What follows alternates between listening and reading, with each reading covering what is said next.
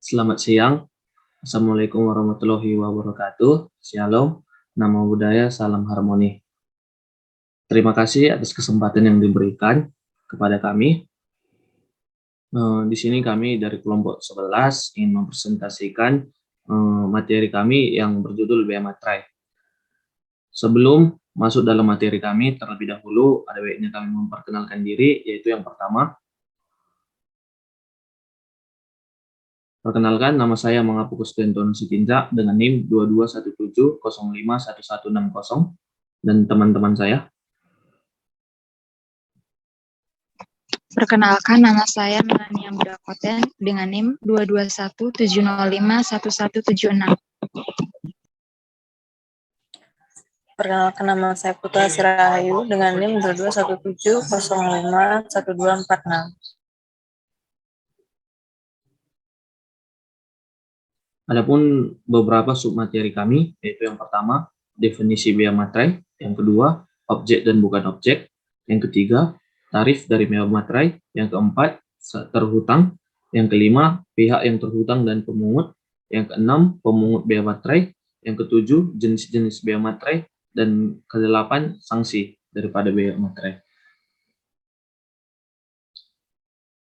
Untuk materi yang pertama, yaitu definisi bea materai, akan disampaikan oleh rekan saya Melania Budakoten. Saya persilakan.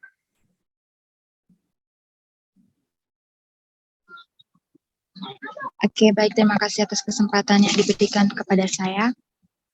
Di sini saya akan menjelaskan mengenai definisi dari bea materai. Perlu kita ketahui bahwa di sini kami menjelaskan mengenai bea materai yang mana undang-undang terbaru yang mengatur tentang bea materai, yaitu Undang-Undang Nomor 10 Tahun 2020. Apa sih bea materai itu? Nah, bea materai ini adalah pajak atas dokumen. Pasal yang mengaturnya itu pasal 1 angka 1 Undang-Undang Bea Materai. Nah, dokumen yang dimaksud ini adalah apa?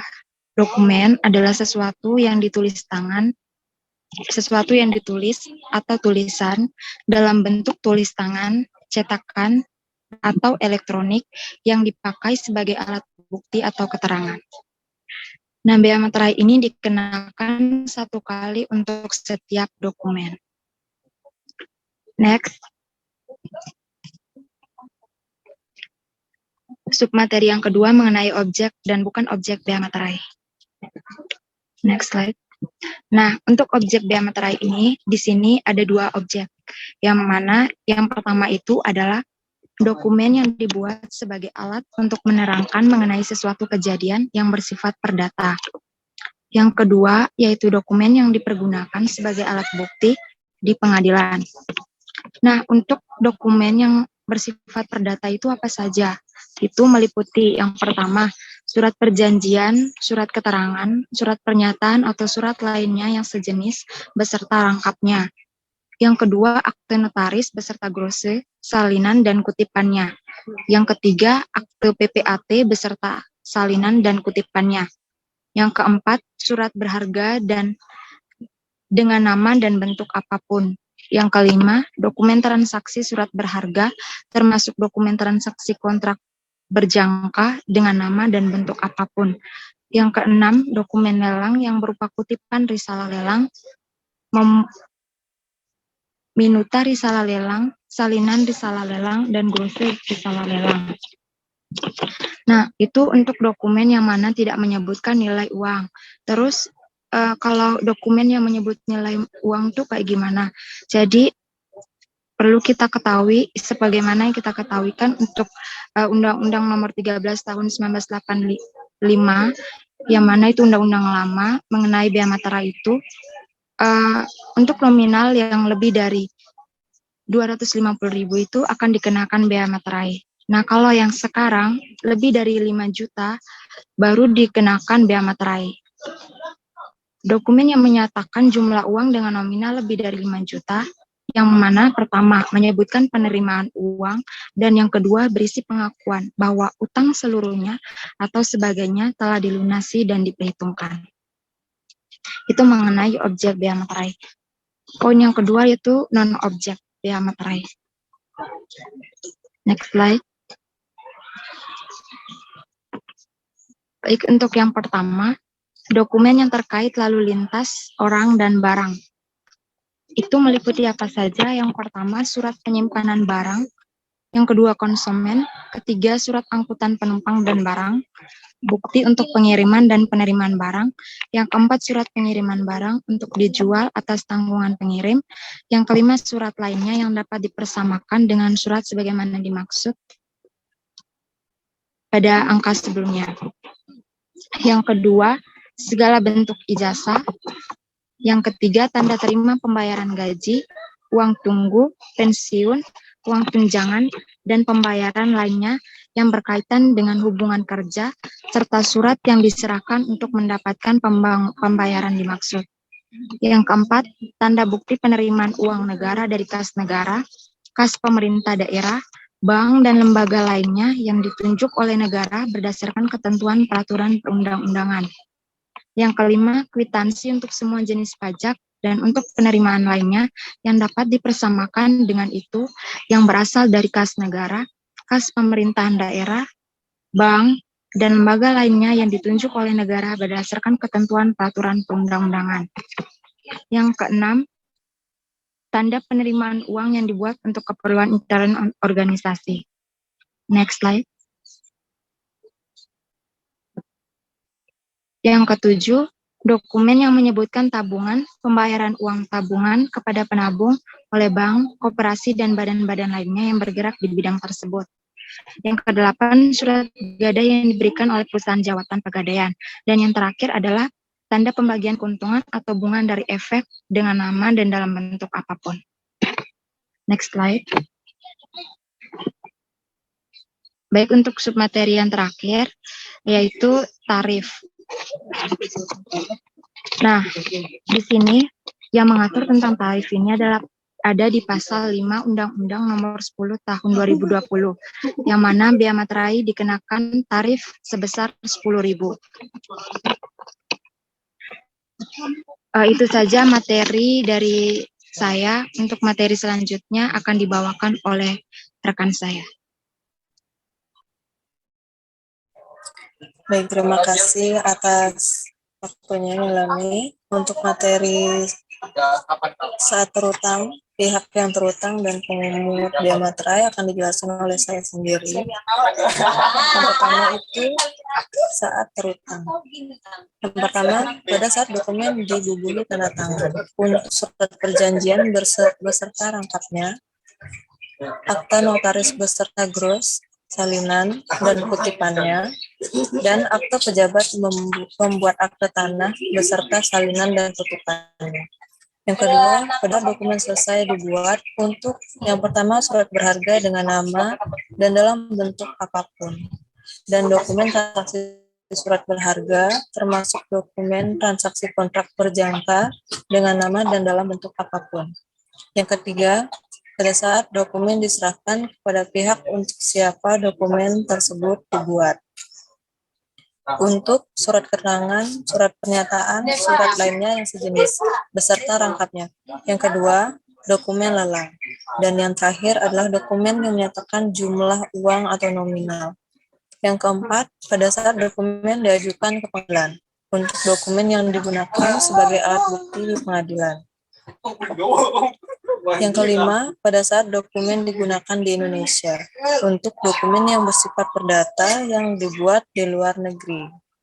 Sebagai contoh, yaitu dokumen perjanjian utang piutang yang dibuat di luar negeri dan digunakan di Indonesia pada saat dokumen tersebut dijadikan. Yang kedua, yaitu pihak yang terutang.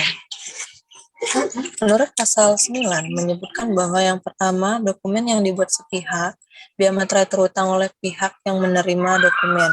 Yang kedua, dokumen yang dibuat oleh dua pihak atau lebih, bea materai terutang oleh masing-masing pihak atas dokumen yang diterimanya. Yang ketiga, dikecualikan dari ketentuan di atas, yaitu dokumen berupa surat berharga.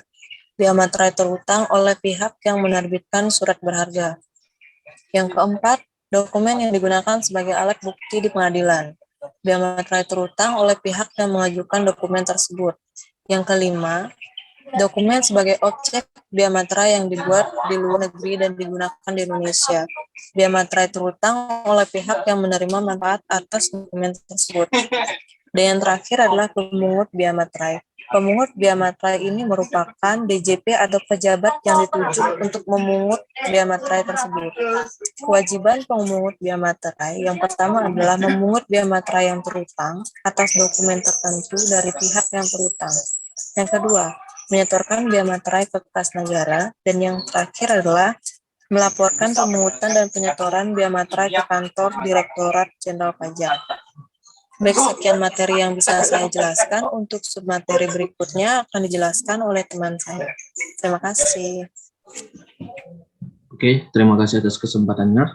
Di sini saya akan melanjutkan materi dengan judul jenis-jenis biaya materai dan sanksi. Untuk yang pertama, jenis-jenis biaya materai.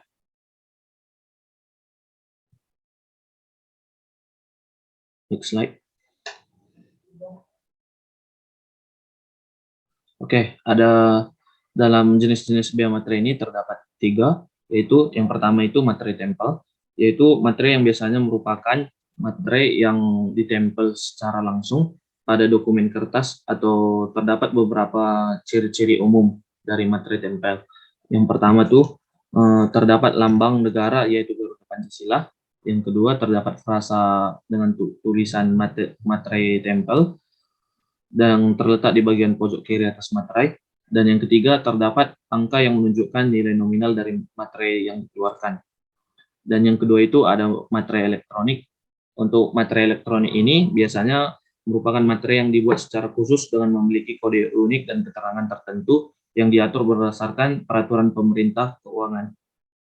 Dan yang ketiga, materi bentuk lain, yaitu dalam pasal 23 ayat 1 PMK 133 tahun 2021, materi dalam bentuk lain merupakan materi yang dapat digunakan oleh wajib pajak yang sudah mendapat izin dari Dirjen Pajak untuk memproduksi materi dalam bentuk lain.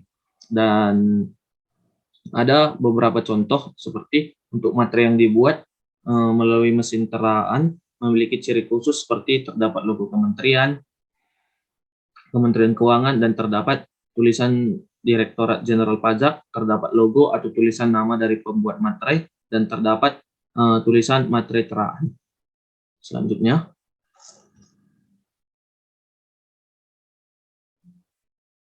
next slide. Nah, untuk sanksi atas biaya, biaya materai, dan yang pertama itu ada denda. Pasal 8 ayat 1 Undang-Undang, dokumen dimaksud dalam pasal 2 yang biaya materainya tidak atau kurang dilunasi sebagaimana mestinya dikenakan administrasi sebesar 2% dari biaya materai yang tidak atau kurang bayar. Dan untuk yang materi kedua, pasal 14 Undang-Undang, barang siapa dengan sengaja menggunakan cara lain sebagaimana dimaksud dalam pasal 7 ayat 2 huruf B tanpa izin Menteri Keuangan akan dipidana dengan pidana selama-lamanya 7 tahun.